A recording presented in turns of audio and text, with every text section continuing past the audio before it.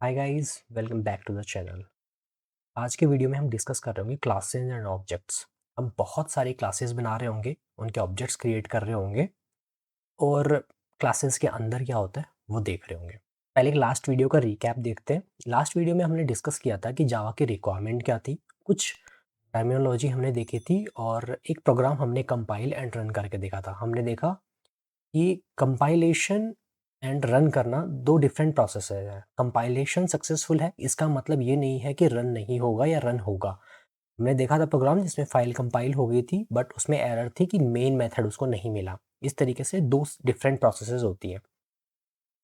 अगर file compilation के time पे फेल होती है, अगर हमारा कंपाइलेशन फेल हो जाता है तो कोई फाइल ही नहीं बनेगी, क्योंकि कोई क्लास फाइल क्रिएट ही नहीं होगी, क्योंकि वो स्ट्रक्चर, वो प्रोग्राम हमारा वैलिड ही नहीं है कि उससे कोई बाइट कोड बन सके। तो रन करने के लिए भी हमारे पास कुछ नहीं होगा। चलिए आज का वीडियो स्टार्ट करते हैं। वीडियो स्टार्ट करने से पहले, if you like the content please like and subscribe. तो अब इस वीडियो में हम थोड़ा ऑब्जेक्ट ओरिएंटेड चीज़ों के पास में आते हैं। देखो, जब तक आप एक सिंगल क्लास यूज़ कर रहे हो, मतलब कि अपने अपने पूरे प्रोजेक्ट में या जो भी आप कर रहे हो उसमें सिंगल क्लास के अलावा और कोई क्लास है ही नहीं, तो वहाँ पे कुछ भी एप्लीकेबल नहीं होता। ऑब्जेक्ट क्लासेस और ऑब्जेक्ट ओरिएंटेड के फीचर जो भी डिस्कस हो रहे होंगे ना, ये एक क्लास के लिए एप्लीकेबल नहीं होता अगर आपके पास हमेशा एक ही क्लास रहने वाली है। ये प्रिंसिपल, ये ऑब्जेक्ट ओरिएंटेड प्रिंसिपल्स, ऑब्जेक्ट के बीच में रिलेशनशिप, ये चीज़ें तब आती है जब आपका सिस्टम एक कोहेरेंट सिस्टम बनता है डिफरेंट डिफरेंट क्लासेस का। कैसे वो एक दूसरे के साथ कनेक्ट करती हैं, इन सब चीज़ों के बीच में ये चीज़ें काम में आती हैं। तो मेनली जब आप किसी प्रोग्रामिंग लैंग्वेज पे जाते हो तो आप बहुत सारे ट्यूटोरियल्स ट्राई करते हो, ये करने का वो करने का। वहाँ पे सिंपल सिंपल कुछ टास्क दिए हुए होती होंगी कि कोई पैटर्न प्रिंट करवाना है, किसी फाइल में राइट करना है, किसी फाइल में रीड करना है।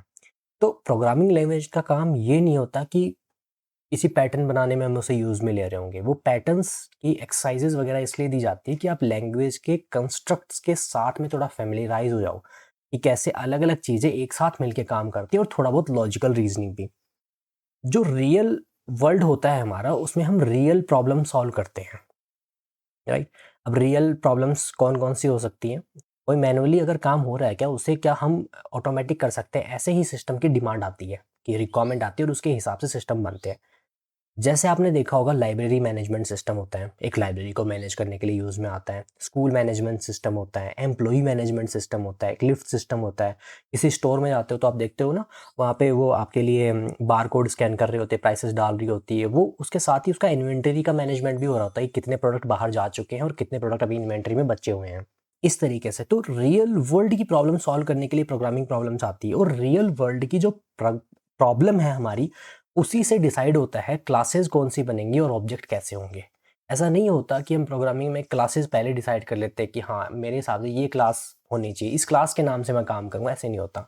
हम पहले प्रॉब्लम को देखते हैं, प्रॉब्लम को छोटे-छोटे पार्ट्स में डिवाइड करते हैं। प्रॉब्लम में एंटिटीज़ देखते हैं कि कौन सी एंटिटीज़ एक दूसरे के साथ में कम्युनिकेट कर रही होगी। जैसे अगर आप किसी बुक में किसी मान लो लाइब्रेरी में गए, तो लाइब्रेरी में आप कौन-कौन सी एंटिटीज़ देखते हो? एक लाइब्रेरियन है जो आपके लिए वो काम कर रहा है। Librarian kind of library management system use कर सकता है, और मैनुअली भी वो कर सकता है कि आपके लिए किसी नोटपैड वगैरह में एडिट कर रहा है कि कब आपने कौन सी बुक ली थी। अब दूसरी एंटिटी क्या होगी? बुक्स हो गई। बुक्स में क्या-क्या हो सकता है? बुक्स का नाम हो सकता है, बुक्स की कब उन्होंने ली थी, लाइब्रेरी में कब आई थी, किसने रिटर्न कर दी, बुक्स के बारे में ये सब मेटाडेटा हो सकता है। तो हम क्या करेंगे, अभी एक्सरसाइज में डिफरेंट डिफरेंट क्लासेस बना के देखेंगे कि क्लासेस क्या होती है। आपके लिए भी एक्सरसाइज होगी कि आप जब किसी मैनुअल प्रॉब्लम को देखो, या आप अपने आसपास कोई एक प्रोजेक्ट को देखो। जैसे आप कोई सिस्टम यूज़ कर रहे हो, मान लो आप एग्जाम के लिए कोई सिस्टम यूज़ कर रहे हो, किसी चीज़ के फॉर्म भरने के लिए कोई सिस्टम यूज़ कर, तो उस सिस्टम में रिकग्नाइज करने की कोशिश करो कि इसमें किस किस तरीके की क्लासेस बन सकती है। आप एक क्लास को ऐसे भी ले सकते हो, जैसे डेटाबेस में टेबल्स होती है ना, आपने किसी चीज़ के लिए टेबल बनाई तो आप टेबल का एक नाम लिखते हो, उसके डिफरेंट डिफरेंट एट्रीब्यूट्स रखते हो। क्लासेस भी बहुत सिमिलर तरीके से काम करती हैं जिस टेबल्स में है। कई तो सॉफ्टवेयर, कई पैकेजेस इसी काम को करते हैं कि वो डेटाबेस टेबल्स को उनकी रिस्पेक्टिव क्लासेस में कन्वर्ट करते हैं। इन्हें बोलते हैं ओआरएम्स, ऑब्जेक्ट रिलेशंस मैपिंग। मतलब रिलेशनल डेटाबेस में हो गया, जावा में ऑब्जेक्ट हो गए, इन दोनों की मैपिंग। कि जैसे टेबल का नाम क्लास के नाम से मैप हो गया, इस तरीके से। नॉर्मली जब हम काम कर रहे होते हैं, हम 2 क्लासेस नॉर्मली रखते हैं। एक क्लास जहाँ पे, क्योंकि हमारे पास मेन मेथड होना चाहिए, ये लास्ट टाइम हमने एस्टैब्लिश कर लिया था। कि एक प्रोजेक्ट के रन होने के लिए उसमें मेन मेथड होना चाहिए, राइट? और एक क्लास हो गई हमारी, मेन मेथड हो गया। अब दूसरी क्लासेस अगर हम यूज़ कर रहे होते हैं तो उस क्लास को हम अलग रखते हैं। हम कर एक क्लास में भी सकते हैं कि हमने ना एक ही फाइल बनाई, उसमें एक क्लास बनाई, उसी मेन मेथड में अपने सारा काम कर लिया। बट एक प्रोजेक्ट का एंट्री पॉइंट और बाकी का अलग लॉजिक अलग रखा जाता है। ये आप पूरे जावा प्रोग्रामिंग की लैंग्वेज में भी देख रहे होंगे और किसी और प्रोग्रामिंग लैंग्वेज में भी देख रहे होंगे। इसी फाइल में उतना ही कोड होना चाहिए जो वहाँ पे बिलॉन्ग करता है। इसे बाद में नया सिस्टम को एक्सटेंड करने में और फंक्शनैलिटी चेंज करने में बहुत आसानी रहती है। अब हम क्या करेंगे, हम कुछ क्लासेस बना के देखेंगे। जैसे कि क्लासेस बनाते कैसे हैं? अभी मैंने कुछ एग्जांपल लिए थे, उन एग्जांपल से मैं क्लासेस बनाऊंगा। मैंने एक फाइल बना दी स्टूडेंट्स नाम से, और मैं इसको एक्चुअली स्टूडेंट जावा नाम से सेव कर लेता हूँ। तो स्टूडेंट, क्योंकि हमारी फाइल का नाम जावा एक्सटेंशन से स्टार्ट होना चाहिए, मैंने स्टूडेंट डॉट जावा बना लिया अपनी। ठीक है। अब इस फाइल में मैं इसकी क्लास बनाता हूँ। ये फाइल मैंने बना ली, और अब मुझे स्टूडेंट के, अगर आप देखोगे तो स्टूडेंट में हमने बात की थी स्टूडेंट नाम की क्लास होती है, तो मैंने क्लास बनाई और स्टूडेंट, ये एक क्लास बन गई है। इसको मैं सेव कर लेता हूँ। सेव हो गई। सेव करने के बाद में अब इसे मैं कंपाइल कर लेता हूँ। ठीक है, ये कंपाइल हो गई। ऑब्वियसली रन करने की कोशिश करोगे तो ये क्लास रन नहीं होगी, क्योंकि इसके अंदर मेन मेथड नहीं है। तो बेसिकली क्लास तो ये बन गई। अब किसी भी तरीके की क्लास हो, आप उसको ऐसे ही बना सकते हो। जैसे मैंने स्टूडेंट के नाम की क्लास बनाई। अब मैं एक और फाइल क्रिएट कर लेता हूँ। मान लो मैंने, जैसे लाइब्रेरी मैनेजमेंट के सिस्टम की बात कर रहे थे, वहाँ पे बुक्स नाम की एंटिटी हो सकती है। तो मैंने एक बुक्स नाम की क्लास बनाई। तो यहाँ पे क्लास बुक्स, और नॉर्मली हम एस नहीं लगाते हैं। क्यों? क्योंकि वो चीज़ तो हम डिफरेंट डिफरेंट ग्रुप बनाते हैं तो प्लूरल वैसे ही हो जाता है, क्योंकि एक क्लास के हम डिफरेंट डिफरेंट एंटिटीज़ बना रहे होते हैं। ऐसा नहीं होता कि एक क्लास को हमें एक ही बार यूज़ करना है। कुछ डिफरेंट सिनेरियोज़ में ऐसा होता है कि हम एक क्लास का ही फोर्स करते हैं कि एक ही ऑब्जेक्ट बनना चाहिए, बट मल्टीपल बार हो रहे होते हैं। तो हम एस या ईएस नहीं लगाते। नॉर्मल क्लास के नेमिंग कन्वेंशंस में क्या होता है कि वो एक नाउन होते हैं। जिस तरीके से आपने ग्रामर पढ़ी होगी तो देखा होगा ना, कैटेगराइज करके कि कौन सी चीज़ नाउन है, तो नाउन की क्लासेस बनती हैं यहाँ पे। ये मैंने बुक्स बनाई, और बुक बनाई क्लास, और बुक को ये कंपाइल कर लिया जावा सी। अब आप देखोगे कि मेरी फाइल का नाम तो था बुक्स डॉट जावा, राइट? और जो मैंने क्लास बनाई है यहाँ पे, उसके अंदर है क्लास बुक। तो ऐसा हो सकता है कि जिस फाइल के अंदर आप क्लास बनाओ, उस फाइल का नाम और क्लास का नाम दोनों डिफरेंट हो सकते हैं। इवन आपकी फाइल, एक फाइल के अंदर एक से ज़्यादा क्लासेस भी एग्जिस्ट कर सकती हैं। तो क्या होगा, अगर एक से जितनी क्लासेस आपकी एक फाइल के अंदर होंगी, उतनी ही क्लास फाइल्स आपके यहाँ पे बन जाएगी। जैसे हम अभी देखते हैं, मैंने ये फाइल खोली थी, इसके अंदर मैंने एक क्लास बनाई, क्लास बुक। अब मैं एक और क्लास बना लेता हूँ।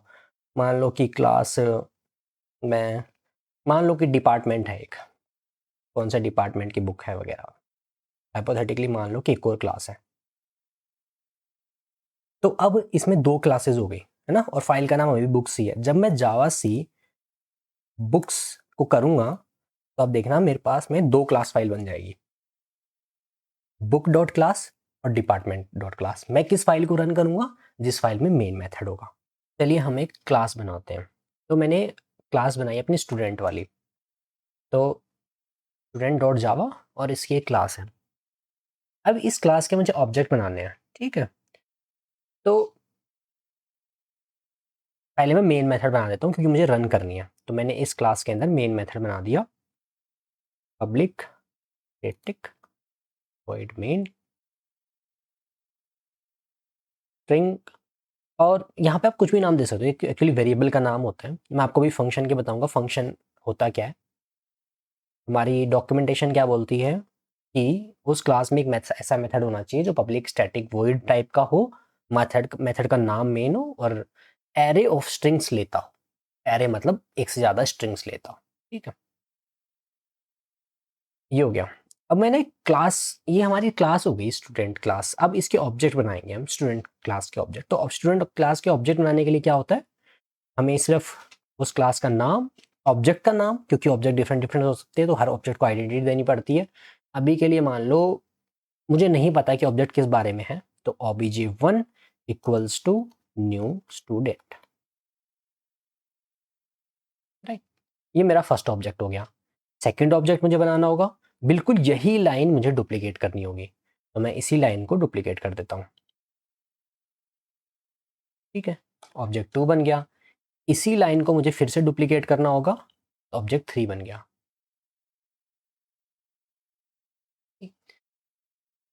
ये तो हो गया कि हम क्लासेस के ऑब्जेक्ट कैसे बनाते हैं, राइट। तो अगर आप इस स्टेटमेंट को देखोगे, इक्वल्स टू के बाद वाली लाइन पहले एग्जीक्यूट होती है, उससे जो भी वैल्यू आती है वो लेफ्ट वाले में चली जाती है। तो हम क्या बोल रहे हैं कि स्टूडेंट नाम का एक ऑब्जेक्ट बनाओ, न्यू स्टूडेंट, मतलब मेरे को एक नया स्टूडेंट क्रिएट करके दो। इस स्टूडेंट को आप ऐसे समझो कि ये एक डाई है, ये एक मोल्ड है कि इससे कुछ चीज़ें क्रिएट की जाती है, उसका स्कीमा ये है, डीएनए ये है, उस डीएनए से हमें एक क्लोन बनाना है, तो उसको ये बना के देगा obj1। इसी तरीके से हमने obj2 बनाई, इसी तरीके।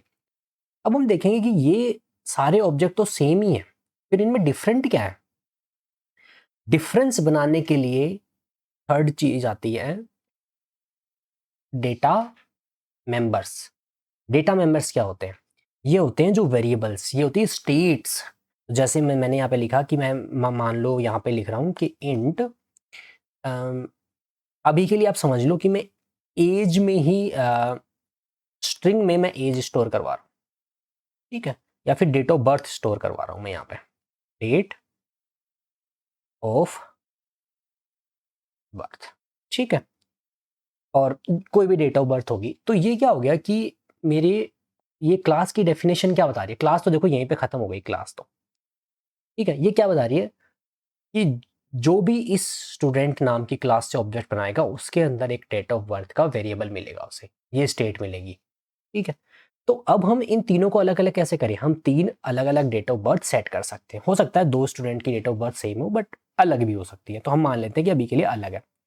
obj1 dot date of birth, ठीक है, और उसमें हमने सेट कर दिया इक्वल्स टू, मान लो इसमें हम सेट कर देते हैं कि 1990 की डेट हम कुछ रख देते हैं, 1 एंड 1990, ठीक है। इस तरीके से हमने फर्स्ट स्टूडेंट की डेट ऑफ बर्थ सेट कर दी। और क्या हो सकते हैं स्टूडेंट के एट्रीब्यूट्स, क्या क्या हो सकते हैं? स्टूडेंट का नाम हो सकता है, बिल्कुल नाम हो सकता है, तो हमने क्या किया, स्ट्रिंग टाइटल, ठीक है। यहाँ पे ब्लैंक स्लेट है, यहाँ पे जो ऑब्जेक्ट बन रहा है तब उसको पता चल रहा है कि इस ऑब्जेक्ट के साथ करना क्या है। तो हमारा फर्स्ट ऑब्जेक्ट स्टूडेंट था, अब क्या करेंगे, हमें उसके अंदर उसका नाम भी सेट कर देते हैं।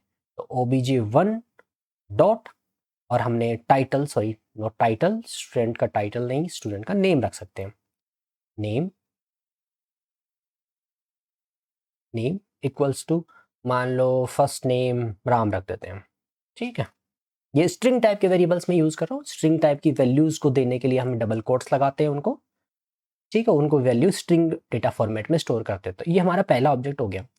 अब हमें पता है कि हम इसमें क्या वैल्यू जानने वाले हैं, तो क्यों ना ऑब्जेक्ट का नाम भी थोड़ा ढंग से रखा जाए। क्या मैं ऑब्जेक्ट का नाम ऐसे रख सकते हैं, राम नाम का ऑब्जेक्ट बनाया मैंने, राम की डेट ऑफ बर्थ। अब देखो कैसे एकदम से ही मैंने नाम सही करने पे एकदम से चीज़ें सेंस बनाने लग गई कि राम का नेम है जो राम है और राम की डेट ऑफ बर्थ ये है, ठीक है।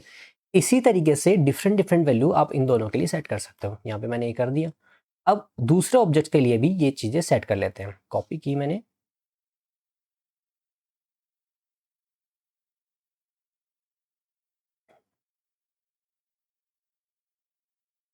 अब मान लो मुझे पता है कि मेरे सेकंड स्टूडेंट का नाम श्याम नाम से है, तो क्यों ना मैं ऑब्जेक्ट का नाम श्याम रखूं, श्याम रखा, ठीक है, और श्याम का नाम रखा मैंने, ठीक है, और यहाँ पे मुझे पता है श्याम नाम के ऑब्जेक्ट का नाम श्याम है, और श्याम की डेट ऑफ बर्थ मान लो 1991 है।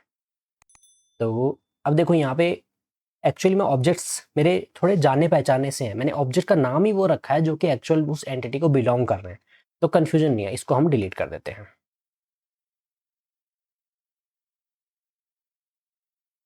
अब इस क्लास में क्या हो रहा है, इस क्लास में हो क्या रहा है, हमारा एक स्टूडेंट है, स्टूडेंट नाम की क्लास है, जो बता रही है कि उससे क्रिएट किए हुए हर एक स्टूडेंट ऑब्जेक्ट में 2 फील्ड होंगे, नेम और डेट ऑफ बर्थ। हमने 2 ऑब्जेक्ट बनाए और दोनों में उस स्टूडेंट को सेट कर दिया। एक हमने यहाँ बनाया है,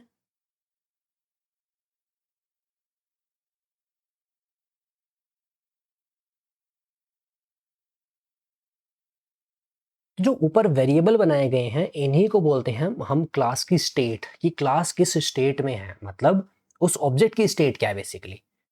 ऑब्जेक्ट की स्टेट मतलब जैसे कि उसके अंदर क्या दिख रहा है, अगर अपनी लिए वो चीज़ ओपेक है तो ओपेक चीज़ में एक्चुअली है क्या, वो यहाँ बताता है। पहली चीज़ ये हो गई। क्लास के किसी भी वेरिएबल को एक्सेस करने के लिए हम डॉट एक्सटेंशन यूज़ करते हैं। जिस ऑब्जेक्ट जिस क्लास का है, ये ऑब्जेक्ट स्टूडेंट क्लास का है, तो स्टूडेंट क्लास की कोई भी प्रॉपर्टी एक्सेस करने के लिए हम ऑब्जेक्ट के साथ में डॉट करके वो यूज़ करेंगे। ठीक है, सेकंड चीज़ ये हो गई। तो ये हमारा हो गया कैसे हम ऑब्जेक्ट बनाते हैं।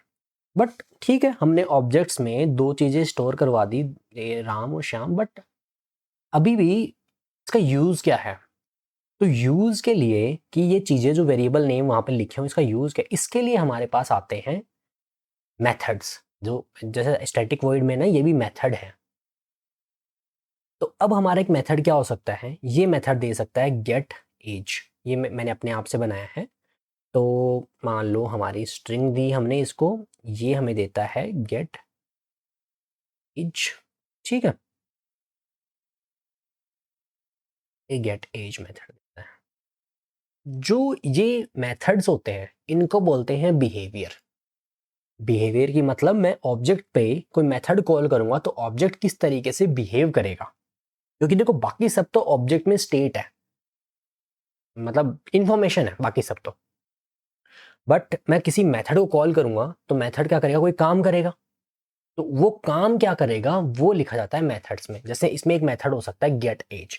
अब गेट एज क्या कर सकता है, based on date of birth of student. ठीक है, जिस भी ऑब्जेक्ट की डेट ऑफ बर्थ होगी, क्योंकि जब आप इस मेथड को मैं कॉल कैसे करूंगा, मैं मान लो मुझे राम की डेट ऑफ बर्थ जाननी है, तो मैं क्या करूंगा, राम डॉट गेट एज, कि मुझे राम की एज बताओ। तो जिस ऑब्जेक्ट के साथ कॉल होगा तो इस ऑब्जेक्ट में क्या सेट है, डेट ऑफ बर्थ 1990, तो ये क्या करेगा, गेट एज उस ऑब्जेक्ट की एज को लेगा। मैं यहाँ पे थोड़ा सा छोटा सा कोड लिख देता हूँ। मान लो कि यहाँ पे छोटा सा अपना कोड लिखा जाएगा कि based on date of birth ये क्या करेगा, उसकी एज कैलकुलेट करेगा। जैसे आज की डेट हमने फाइंड की, चलो इसको कमेंट्स में लिख देते हैं, फाइंड टुडेज डेट, राइट। ऊपर हमारे पास उसकी डेट है ही, find today's date minus date of birth, उससे क्या हुई, एज हो गई। और यहाँ पे मैं रिटर्न कर देता हूँ। अभी के लिए मान लो यहाँ पे मेरा 20 आया था, वैसे 1990 20 100 2000 और 22, तो काइंड ऑफ 32 के करीब एज हो गई, मान लो 32 उसने रिटर्न कर दी। तो अब मैं क्या बोल रहा हूँ, अगर आप देखोगे तो मैंने स्टार्टिंग कहाँ से की थी, एक डमी क्लास से स्टार्ट की थी कि स्टूडेंट क्लास होगी। फिर हमने क्या देखा कि भाई स्टूडेंट क्लास के तो ऑब्जेक्ट बनाने का कोई फ़ायदा ही नहीं है जब तक कि उसके अंदर कोई स्टेट ना हो हम जिसे कुछ वेरीफाई कर सके। फिर हमने क्या किया कि डिफरेंट ऑब्जेक्ट के अंदर डिफरेंट स्टेट बनाई। स्टेट बनाने के लिए सबसे पहले हमें क्लास को बताना पड़ा कि ये क्लास में कौन सी स्टेट होगी। अब सिर्फ स्टेट का तो कुछ कर नहीं सकते थे, तो उस स्टेट पे ऑपरेट करने के लिए हमारे पास कुछ मेथड होने चाहिए, क्योंकि अल्टीमेटली तो हमें कुछ ना कुछ आउटपुट प्रोड्यूस करना है। सिंपल इन्फॉर्मेशन यहाँ किस काम आएगी। उसके बाद हमने क्या किया, राम डॉट गेट एज, तो उसने एज कर दी अपनी प्रिंट। अब जो यहाँ से रिटर्न हो रहा है ये एक मेथड की नॉर्मल डेफिनेशन होती है। अगर आप देखोगे तो एक मेथड के 3 इंपॉर्टेंट चीज़ें होती हैं। पहला कि वो रिटर्न किस टाइप का करेगा। जैसे ऐसा होता है ना, जैसे आप naukri.com वगैरह पे रिज्यूमे डालते हो, तो रिज्यूमे पे आप बोलते हो ना कि मैं ये कर सकता हूँ, या आप अपनी किसी किसी के लिए काम कर रहे हो तो आप बताते हो कि मैं ये कर सकता हूँ जब आप मुझे ये इनपुट दोगे। तो फंक्शन भी उसी तरीके से होते हैं, फंक्शन मेथड्स। वो बताते हैं कि देखो मेरा नाम तो ये है, अगर तुम्हें मेरा यूज़ करना हो तो मुझे इस नाम से बुलाना। तुम्हें मुझे कुछ इनपुट देना होगा, और इनपुट नन और मैनी हो सकता है, मतलब देखो यहाँ पे कोई भी इनपुट नहीं रिसीव कर रहा, और क्या वो रिटर्न करेंगे। जैसे यहाँ पे मैंने 32 रिटर्न करवाया, बट आप देखोगे तो मैंने एक्चुअली गलती से 32 एज ए इंटीजर रिटर्न करवा दिया है। तो हम डेटा टाइप्स वाले सेक्शन में कल देख रहे होंगे। आज तो बस हम थोड़ा सा ऑब्जेक्ट ओरिएंटेड कवर कर रहे थे, कैसे ऑब्जेक्ट्स बनते हैं, ताकि थोड़ा सा आपको उसकी फील आ जाए। कल हम डेटा टाइप क्रॉस चेक कर रहे होंगे। तो मैंने इसको स्ट्रिंग बना दिया। क्या बोल रहा है कि ये गेट एज मेरे मेथड का नाम है, मुझे कोई इनपुट नहीं चाहिए, मैं अपना इनपुट ऑब्जेक्ट के इससे ले लूँगा और मैं रिटर्न करूँगा स्ट्रिंग। तो ये क्या रिटर्न कर रहा है यहाँ पे 32, जो कि अभी मैं हार्ड कोडेड 32 रिटर्न करवा रहा हूँ, बट यहाँ पे एक लॉजिक लग सकता है कैसे टुडेज डेट में से डेट ऑफ बर्थ निकाल के हम एज निकाल सकते हैं। तो इस फाइल को हम सेव कर देते हैं। आई होप कि इसमें कोई एरर ना आए। हमने सेव कर दिया, कंपाइल करते हैं। जावा सी स्टूडेंट डॉट जावा सी स्टूडेंट डॉट जावा, कंपाइल हो गई हमारी फाइल। ठीक है, अब हम उसको रन कर देते हैं। जावा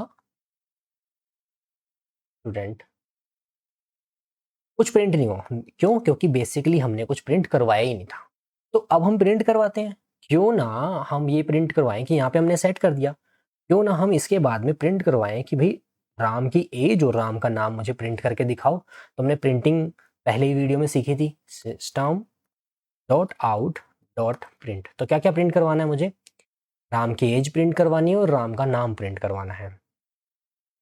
तो राम का नाम प्रिंट करवाने के लिए अगर हमें किसी की स्टेट एक्सेस करनी है तो राम डॉट नेम, ये नाम राम का नेम प्रिंट कर देगा।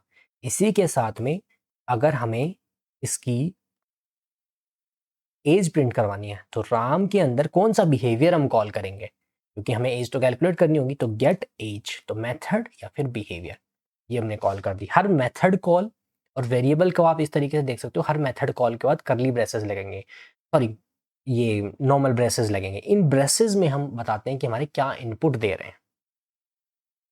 ठीक है, तो अब हम इसको सेव कर लेते हैं और दोबारा कंपाइल कर देते हैं और रन करके देख लेते हैं। ठीक है, तो उसने क्या बोला? राम और राम के बाद में 32। तो आपने देखा होगा कि इसने चिपका के ही प्रिंट कर दिए, राइट? तो वो इसलिए किए क्योंकि जो प्रिंट मेथड करता है ना, ये कोई भी लाइन या स्पेस नहीं रखता उसके बाद में, जो पहला ये आउटपुट प्रिंट करता है। तो इसलिए दोनों एक साथ चिपक के आ गए। अगर आप चाहते हो कि एक लाइन में लिखा हुआ एक लाइन में ही आए और उसके बाद दूसरी लाइन में आए, तो एक मेथड इसका है प्रिंट एलन, न्यू लाइन। तो इसको जब आप कर दोगे तो ये न्यू लाइन में प्रिंट होगा। कंपाइल करनी होगी सबसे पहले फाइल और उसके बाद में जावा स्टूडेंट। तो राम न्यू लाइन में आ गया है और 32 न्यू लाइन में आ गया। तो इस तरीके से आज हमने देखा कि कैसे हम क्लासेस होती हैं, हम क्लासेस से ऑब्जेक्ट कैसे बना सकते हैं, ऑब्जेक्ट में वेरिएबल्स का क्या इंपॉर्टेंस होती है, मेथड्स का क्या इंपॉर्टेंस होती है, ये सब चीज़ें।